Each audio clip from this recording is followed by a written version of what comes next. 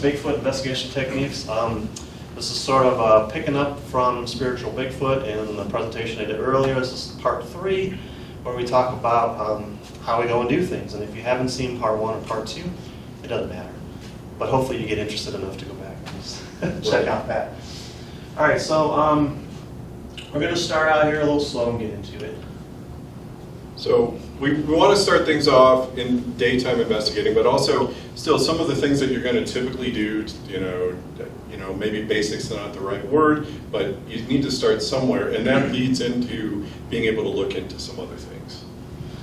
Yeah, so when we're out in the daytime, we're really more focused on looking for evidence. So you're looking for Bigfoot tracks. We really look for trackways. When you can find a line of Bigfoot prints, they're usually very straight, where one print's right in front of the other one. Then that gets pretty exciting. We look for these stick structures. Jesse and I both kind of struggle. This isn't going to show up, but we both kind of struggle with some of this. It could easily be nature, but we kind of use it as one of the pieces of the puzzle. If we've got a trackway that goes to something like this, then maybe it becomes a little more interesting. Or if it looks, really out of place. And then we look for possible travel routes, if there's Bigfoot in the area, where are they going, where are they coming from. And then areas of cover, where they can have that advantage of concealment, and that'll come into play in a little bit here. The stick structure is one thing to keep in mind. There is a natural, and I don't know the scientific name, but it's a fungus or a virus that actually weakens the actual physical structure, and they will bend over, and that does happen. So when you look at those, that's where you take the opportunity to try and approach it with a little more critical eye, trying to look at, are there other branches or parts of the tree that look like they've been placed with a purpose, as in interlocked with other ones? Is there something that's creating tension to hold something down? Those kind of things when it comes to just seeing those. Yeah, I've seen 1 million of these, and probably only 4 or 5 that I thought were significant, so I walked by most of the time. But it would have been a good picture to have. One of them I saw in Arkansas, they were green, the branches had leaves on them, and the leaves were all braided over the whole archway. So things like that where it's like, okay, hold on, that doesn't look right. All right, the other thing that we really want to do in the daytime is we're looking for good areas for night ops. So again, that's going to be some of the areas of concealment that give sort of Bigfoot the advantage, if you will, and we'll get into more to that. And then, as Justin likes to talk about, just kind of start slow and really settle in and just kind of get to know the area a little bit before you come back in. Familiarize yourself with it if you have the opportunity to do that. Just the general layout of the area, things like that. All right, so now the other things that we've implemented over the years, Jesse and I have come up with this use of what we call triangulation. If you encounter someone. Now it requires at least a couple people. Jesse and I have been able to do it very well, but if you're out hiking in the daytime and you hear some big movement and you're not sure what it is, but you suspect it, you're in a Bigfoot area, you want to check it out a little bit more, there's a couple things we can do. Yeah, so for example, if generally speaking we hear something like, it may or may not be Art back in the woods. We don't know. It could be Bigfoot, right? So Art, go ahead and stand up if you could for me. Oh, thanks. Okay, yeah. So basically, hold on a second. So this is Art right here. Not Bigfoot. But maybe, I don't know. But anyway, so we would do something like, again, to scale. This is obviously, we're in a small classroom. So typically we'll walk, we keep some distance between us. It's not a set amount, 10, 15 feet. But one of those will communicate, and we usually have radios. Yeah. We usually have radios. We can do this. Typically I'll be in the back, and I'll try and break off and go either right or left, depending. So now I'm paralleling Alan and moving forward, trying to see honestly, if one of the ideas we have is potential confusion. And if we spook Art and he runs over to Jesse, then Jesse has a Class A sighting and gets beat up by Bigfoot. Right. And then we've got great And then we come out with Trails of the Unknown Season 3 right there. But the point is that you're giving yourself the opportunity, and we'll talk more about this, to maybe have some kind of sighting encounter, something to that effect. It's most effective with 3 people, where you bring 2 people around the end and have one person just go straight up the middle. You gotta be brave. There's variations to that. One of the other things that we'll do with that when it's 2 people is sometimes we'll have that person, again, this is the scenario based on the terrain, the situation, what we feel at that moment might work. nothing set in stone necessarily, but let's say Alan sees something moving up ahead. He's not sure. I'm like, okay, great, so I'll do that same break off, but he is going to stay as best he can, eyes on, and basically try and walk me into wherever that is. Basically, another step or another piece of what we did before that you could potentially try and do to encourage some type of encounter or sighting. And we pissed off a lot of deer over the years. But we went home that day knowing like, okay, at least we know what it was. Right, yeah, we had a buck that was, I don't know, 12 point. I walked right by it, I don't even know how it is. He walked by it. We didn't see it. It was as close as I am to you, sitting in brush. Like another great point, even in daytime, we did not see it.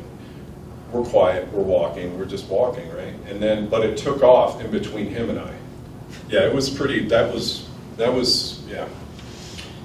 So these are a couple more advanced techniques that we're getting to. The other one is a gifting area. This is where you leave some items, create a little area where you can create a Bigfoot interaction. So in the case over here, this is my photo. We got sort of this, it's like an old milk jug kind of thing, glass bottle. I put a feather inside.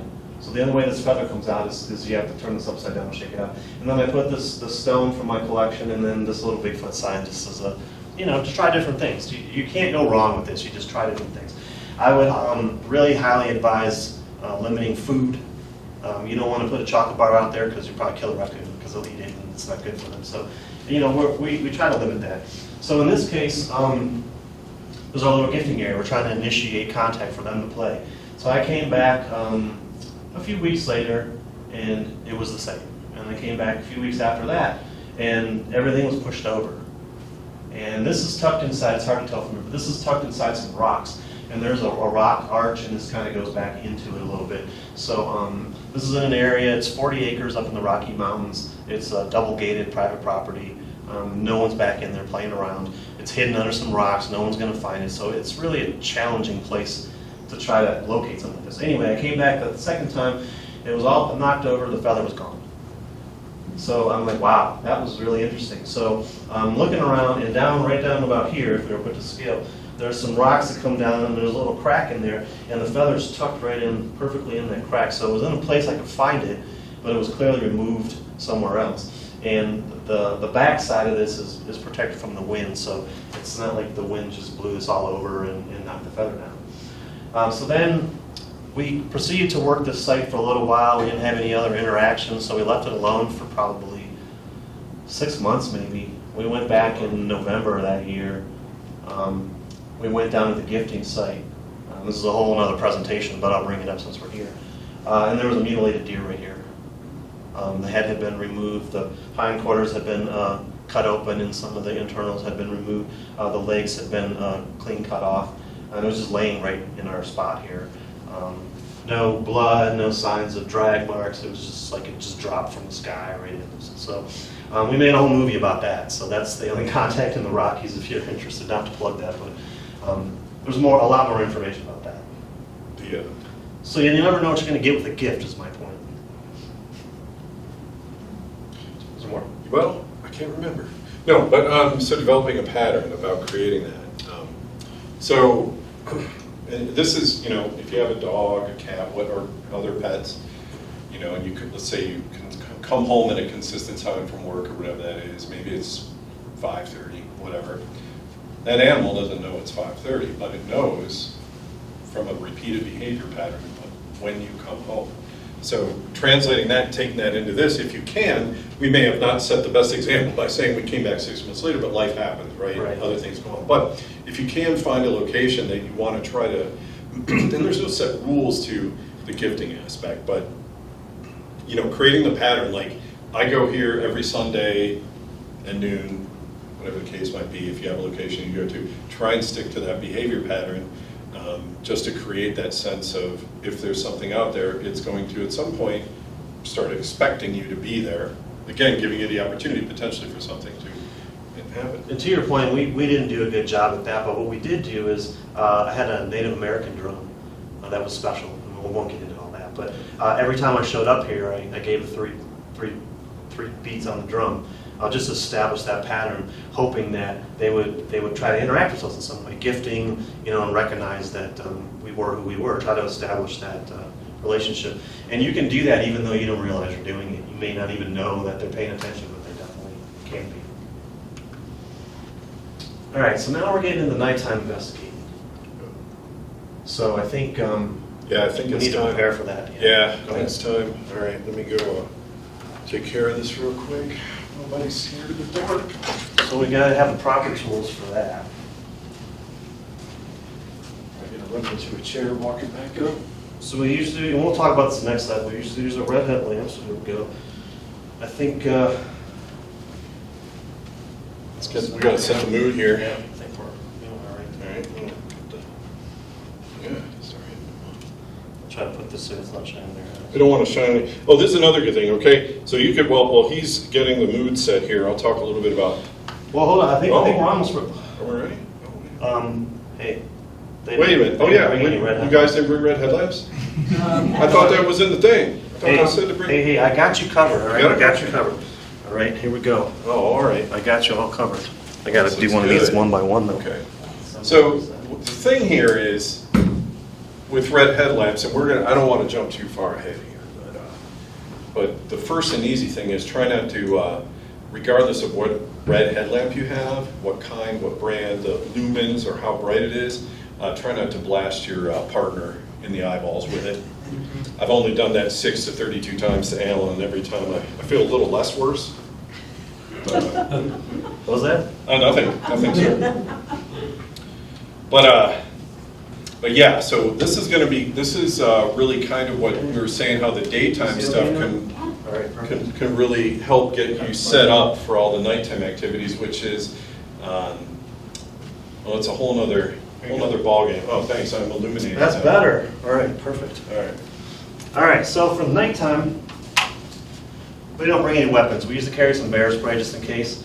I've had the same can of bear spray for the last 10 years and never used it. So normally we don't have that problem. We're not scared. You don't want to be scared when you go out there because you won't be happy with your interaction. You won't like that. So we got some gear. Let's see here. We got a whole bunch of stuff. So we take the paranormal stuff. We got, here's the thermal camera. So this sees the just heat signatures. This is great for debunking. Yeah. What the hell was that? Oh, that's just a deer. Keep on going. So here you can check that out if you want. You can look at people. Check that out. We got an SLS camera over here we use now. It's part of our new setup. Oh. I know it's really hot right now, isn't it? Oh boy, here we It's go. lighting up. Let's say that much. So well, that's fair enough. We also use a tri-field meter now. So when we do have encounters, we can do magnetic, electrical magnetic readings.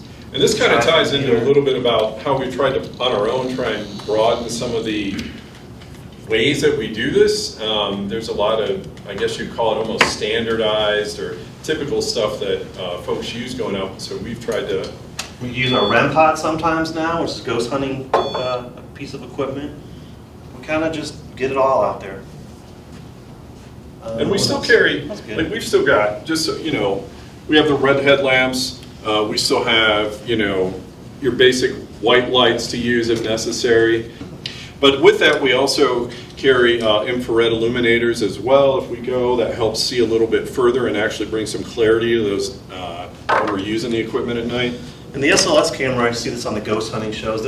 This tries to use the Microsoft Xbox Connect system to lock on to figures. And we started using this in the woods now. And sometimes we can pick up things in trees and things like that. It's just another tool to kind of help, and it That's new. makes it We're more still, fun. Yeah, still experimenting with it out there to try and determine exactly the benefits. But it's still, being able to experiment and try and use new tools. All right, so here's some good practices and rules to follow. Use a red headlamp.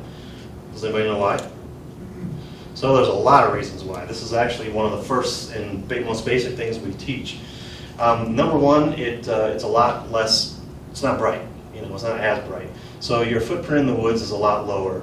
Not that we're trying to sneak up on Bigfoot, because by the time we pull the car up, they already know we're there. But it helps encourage interaction because we're not shining bright white lights on. We're not trying to necessarily see Bigfoot. We're trying to lure them in, so this helps keep our profile low.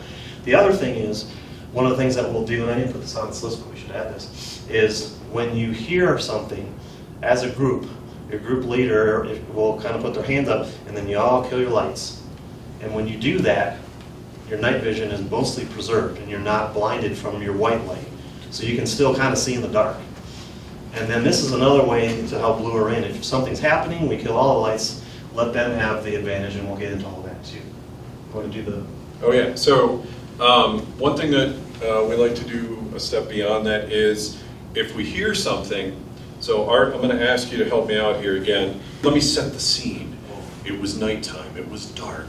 It wasn't too cold, it wasn't too warm. I was sweating profusely. So Al and I are walking through the woods, right? It's dark, it's just him and I. We're out in an area that we know has potential for activity. We're walking. Art, make a noise, Bigfoot noise. Oh. Whoa, hold on. You've seen that before. Hold on. Hold on. Al and I got something. It's about 12 o'clock. I can't tell how far out. So that's the basic. Let me see, where's your flashlight? Oh, yeah. So that way, stay there, Art. So that way, you're encouraging interaction. The natural feeling that you have in the woods, especially if you haven't done this before, is to be, I heard a noise. What is it? It's over there. And then, it's over. It's all over. Whatever was going to happen is not going to happen now. Let's give a big hand for Art. Thanks, Art. Yeah. So now we're heading down the trail. So the key now is you just want to be normal. You're not out there being anything different. We got our low profile. That's a little different, but you don't have to be like, hey, I hear something. Like you just act like you're taking a walk through the woods. This is the part of the luring part we already kind of mentioned. And then as I talked about in my presentation a little bit, being present and aware. And what I mean by that is when we're out doing this, we're not thinking about the crappy day of work we had or the crappy day of work we're going to have tomorrow. Whatever, we're focused on what we're doing, and our minds are clear. We're not feeling stressed. We're just in the moment. We're listening. We're just being there. And this is where it gets tricky, because again, it goes against the natural thing, the natural feeling that people have. Is we want to be vulnerable because we're in their home in their hour, which is at night. So we really prefer to kind of give them the high ground, the low ground, and some of my best activity has been where they've had all of that. So basically what I mean by that is there'll be a hill, a mountainside, whatever, and my trail's cutting right through the middle. So as I'm walking, there's trees everywhere. They could come up from below, they could come from above, and I'm completely vulnerable. And it's just totally up to them what they want to do. And then what we do as we're walking along, and normally what I do is I'm looking down, and there's a lot of reasons for that. One is because that's where my headlamp is. Number two, that's where I'm going to trip. Right. But I'm not thinking about any of that. I'm just walking like this, very slowly, and I'm just listening. And my focus is all on what am I hearing. And the one thing that you got to keep in mind with these Bigfoot as well is a lot of times they like to mimic. So we've had some instances where they will make noises that sound very familiar, but there's just something a little bit off about it. We've done Bigfoot calls, and I think we talk a little bit about that, but where a response will come from what sounds like a pack of coyotes, and sometimes, and most of the time it's just, oh wow, that was really cool, it's still a great experience to have out in the woods at night, but you'll hear this one somewhere in those series of howls that is, you're going to know that you're going to be able to tell it's different. Typically it's like the first one. Yeah, it's first. Usually, sometimes we've heard it in the middle, but never at the end. But it's usually just like one extended one that just sounds completely different than all the others.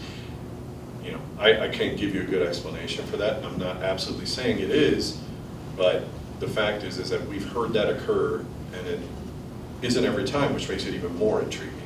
Yeah, other than seeing Bigfoot step out in front of you, which rarely ever happens, all of this is just about building clues and putting together, sort of piecing it all together. If you're finding a little bit of everything, then it probably warrants more investigation and potential, opportunity for what I like to have is contact.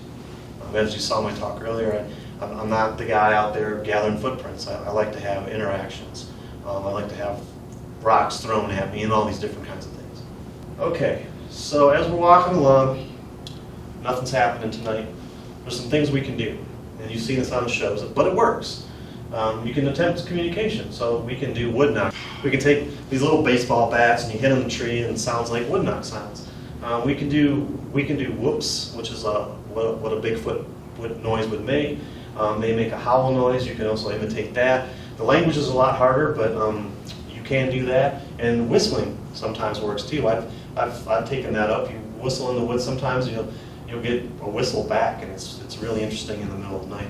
So here's some examples of what some of these would sound like if you were to get a reply. The wood knocks and the whoops are from the Sierra Sounds tape, the languages as well, and the howl is Matt Moneymaker's Ohio Howl that was recorded in the 90s. So here's some examples of wood knocks and what they might sound like if Bigfoot made them.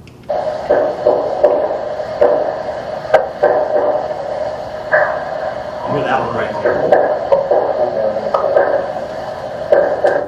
There's one that's a little different, and I can't quite tell, but sometimes they'll take a couple rocks, it sounds like, and clack them, so it's like a clack. And the other thing is that I think they're doing, rather than rock clacking, is they're doing this cupped, like a pop of the hands. So you may do a wood knock and get that back.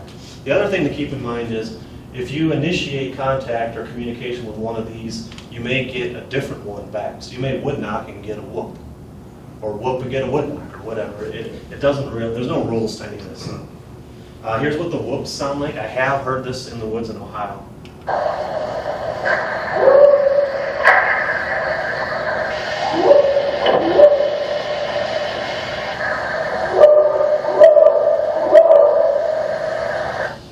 And this is one that I like to imitate because I can actually do that one. And then I do that in the woods sometimes. Now we get into the Ohio howl. Have you guys heard this one before? Probably, I'm guessing. This one usually comes from further away, and it's long and drawn out like this.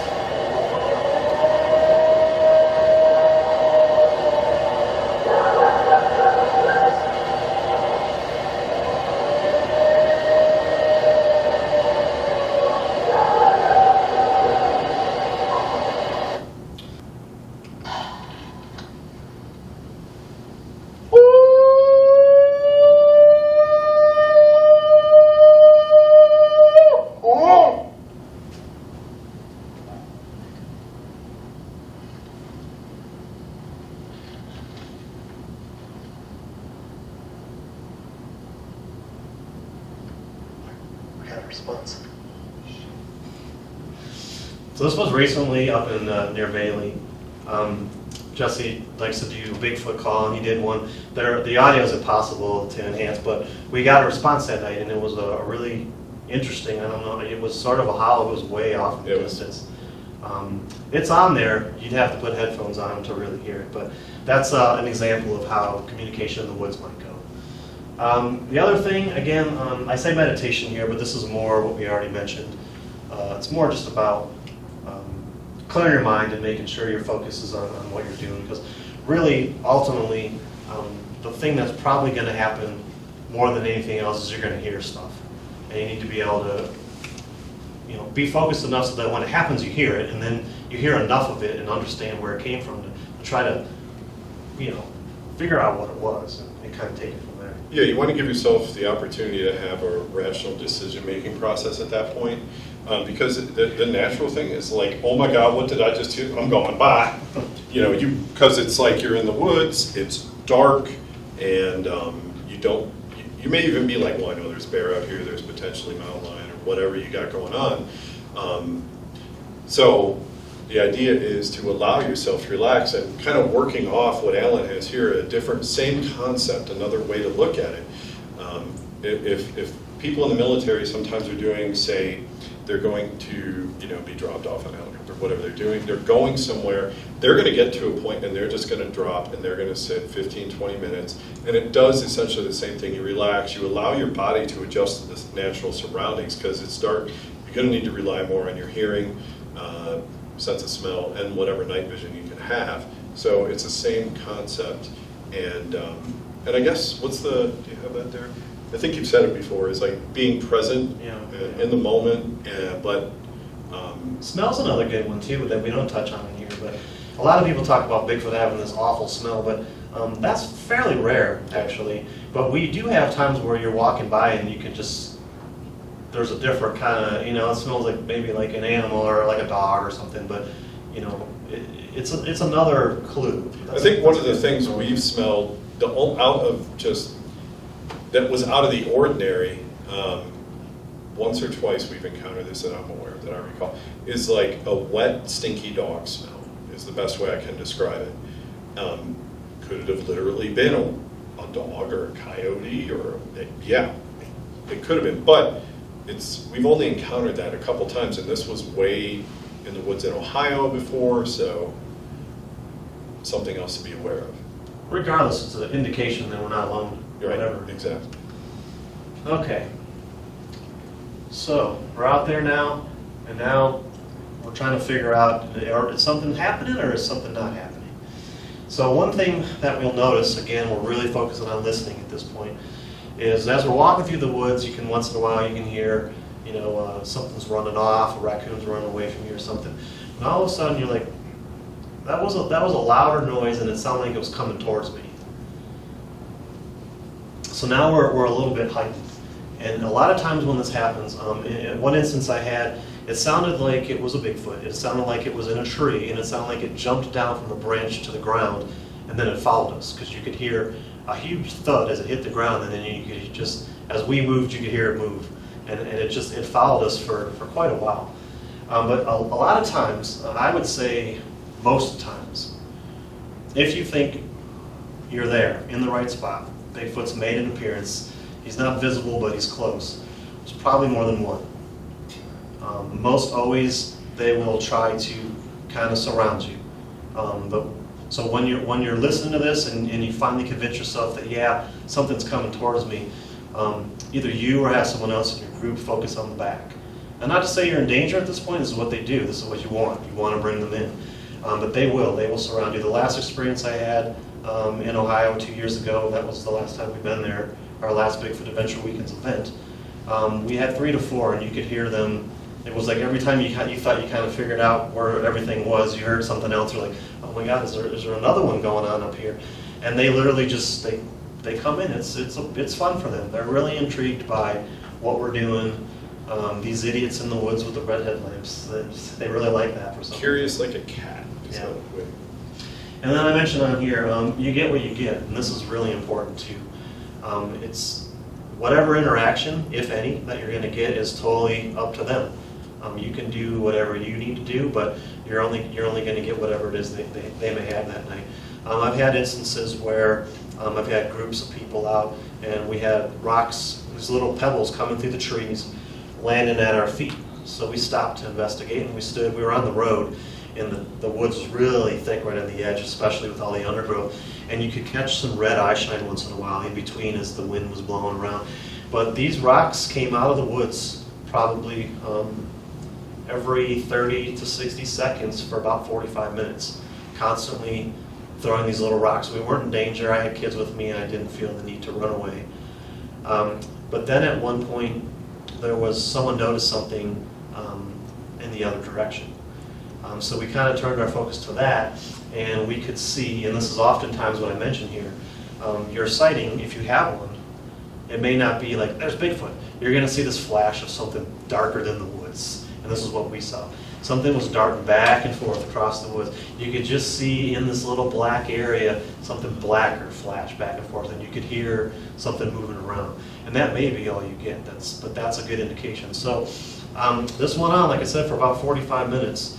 And then all of a sudden we saw headlights and a car was coming down the road. And from my experience, I knew that as soon as that car came by, that this experience would be over. And that's what happened. The truck drove by and everything was quiet, as I knew it would be, and we left. But I theorized that this area that we were standing in front of is probably the best spot in the park, in my opinion, at Salt Fork State Park. I think they're back there. We've had many encounters there. I think it's possible we might have come upon a mother Bigfoot with a baby. They were intimidated by our group size, and they hunkered down behind the tall brush. And Papa was down here going back and forth trying to get our attention to lure us away, and I think the rocks were trying to shoot us. That would be my guess of what the experience was. But we went back the next day. I took Jesse with me because he wasn't there the night. And we walked back in there, and you could see where something had been tramping around back there. And there was a dry creek bed full of these little tiny pebbles. So it all lined up perfectly. But what was really interesting is we were leaving, I think. We were all walking in a group. And as we were walking, I'm kind of, even though it was daytime, I was still kind of focused and listening because I just felt like something was there, and I really wanted to at least hear something. And Jesse and I both reacted to and heard another rock in the middle of the day come through the woods. You can hear it hitting the leaves, getting louder and coming closer. It went right in front of Jesse. And as I'm staring down, the guy in front of me, I keep seeing his foot's kind of there in my view, and it just bounces off his shoe. And then he stops and looks at me, and we were just sort of in disbelief. Yeah, it was weird. I think him and I, not Alan, but this other guy, happened to be walking at the front of the group, and he had shared what happened the night before. So I saw it, like I saw it as it passed in front of me. It was somewhere between knee and foot height-ish. But I remember I stopped because I was confused, because it's your brain is trying to translate, or whatever you want to call that, translate that or understand that. Because this rock came, for me, from right to left, but it came out of the woods. It wasn't like I accidentally kicked it up, because it is a gravel road, just so we know. But this came from the right to left, and as I'm like trying to understand this in my head, that's when it hit the guy's shoe. Alan saw that, and it bounced off. And then he stops, and I don't remember what he said, but it was something akin to, But what was amazing was we just came from there. Like, we were just there. Yeah. So that tells me that thing was back there. We just, for whatever reason, we could get into that in a whole other conversation of why we didn't see it. But the thing is that was an interactive, well, mostly on that side, but still an interactive encounter that occurred with that, even something as small, literally and figuratively, as that happening. So okay, so we do talk about some of this, but so they do like to play and toy with us. They will definitely do that, and there's a lot of different ways they can do that with different vocalizations and things. Like I said, I've had them follow me before, but the rock throwing is a big deal. When you do hear something, stuff falls out of the trees all the time, so you really do have to pay attention. And not everything in the woods is Bigfoot. Those things aren't. So you really have to think about it to understand if something's happening. But again, the other thing I've had happen is thumping and dropping. I've had large boulders they just hit the ground. It's just this loud noise. It's enough to startle you. And then in one occasion, I had a hiss, and I think another one we had a growl. You'll hear these noises. Again, none of these are too concerning to me, and we'll get into that in the next slide here. Anything you want to add on this? no. Okay. Is when you do have this encounter, your initial reaction should be not to panic. I say stand your ground, but obviously if there's something really bad happening, don't stand your ground. I don't want to be responsible for that. But if you feel comfortable, ride it out, see where it goes. I say encourage safe interaction. Again, you may pull back or whatever, but try to see where things go and kind of let it play out. My experience has been they will do their thing until they've said they're done, and then it's just sort of over. At that point, there's no really reason to re-engage. You've had your experience, and time to go back to the campfire and tell cool stories. Right.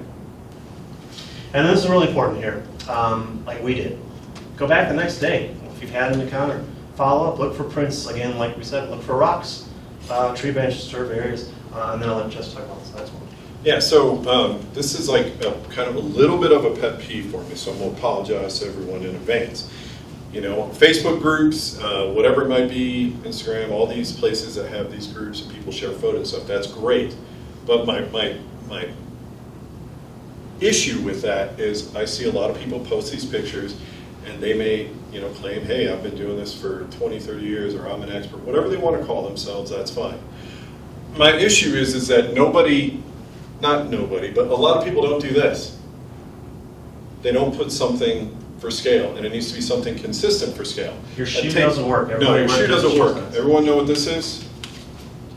It's not worth as much as it used to be, but that's beside the point. It's a dollar bill, consistent in size, no matter how old it is still a US dollar bill anyways. Bring that with you if nothing else and lay it down, try and get a flatter one than this wrinkled one.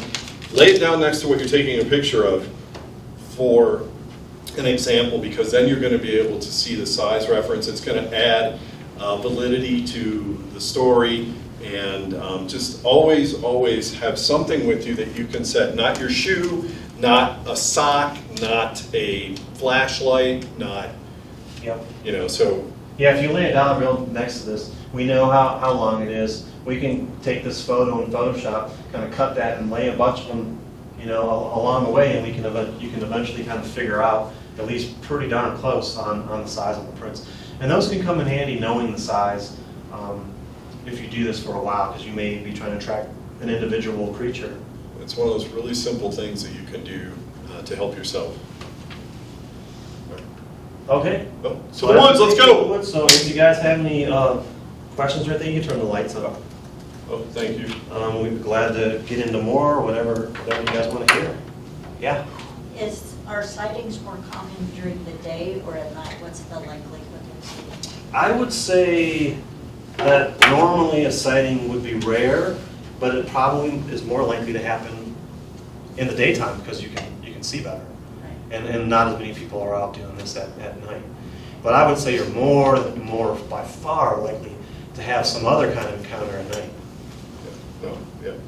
And these were really fun for me to have these kind of interactions. Like you're playing with something in the woods. It's a crazy feeling. It really But they is. don't have that same interaction during the daytime, or not as common? Not usually, because it's they obviously, we all know that we don't have pictures everywhere, so they're all about concealment. So it is a lot more rare. I think a lot of the daytime sightings are either done accidentally, they didn't expect to run into a person, or purposefully, where they're trying to give someone a little gift of some sort. Give a view. Our friend Kenny feels that way. He worked in an area up in Estes Park for years, and then one day it was just there, and he kind of feels like that they knew enough about him to just say hi, and that was it. But yeah, if there's no more questions, thank you very much for being here today. All right.